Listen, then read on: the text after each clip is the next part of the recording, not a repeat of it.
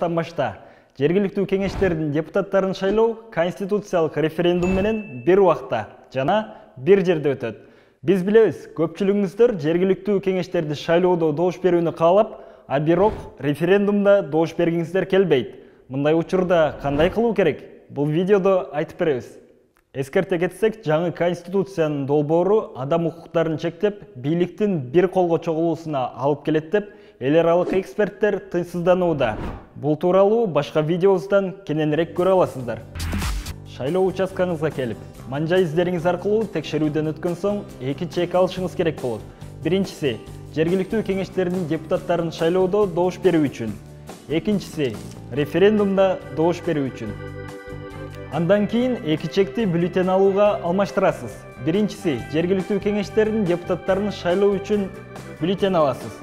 Экинчисин референдумда добуш берүү үчүн. Сиз мына ушул жерден байкаңыз.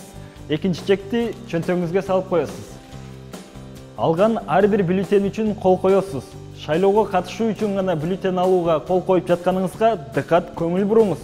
Эгер сизге кысым көрсөтүлсө, байкоочуларга кабарлаңыз. Участкаларда көптөгөн көз карандысыз байкоочулар болот.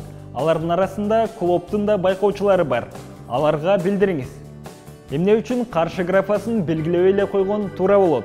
Сиз кандай гана добуш бербеңиз, референдумга катышкан болуп каласыз. А бул референдум жыйынтыгын кабыл алууга себеп болуп берет. Январдагы президенттик шайлоодо келген шайлоочулардын саны 40% түзгөн. Эгерде келген шайлоочулардын саны 30%дан ашпаса, шайлоонун жыйынтыгы таанылбайт болчу. Жана ушунун баары болбойт болчу. Андыктан каршы бөлүмүнө добуш бербеңиз. Жана экинчи бюллетенди албаңыз. Конституциялык өзгөрүүлөр үчүн добуш берүүдөн баш тартуу бул сиздин мыйзамдуу укугуңуз. Сунушталып жаткан жаңы конституциянын долбоорунда укуктарыбыздын чектелип жатканын, эксперттердин тынчсыздануусун жана бийлик бутактарынын ортосунда тең салмактуулуктун жоголоорун эске алганда добуш берүүдөн баш тартууга биздин толук укугубуз бар.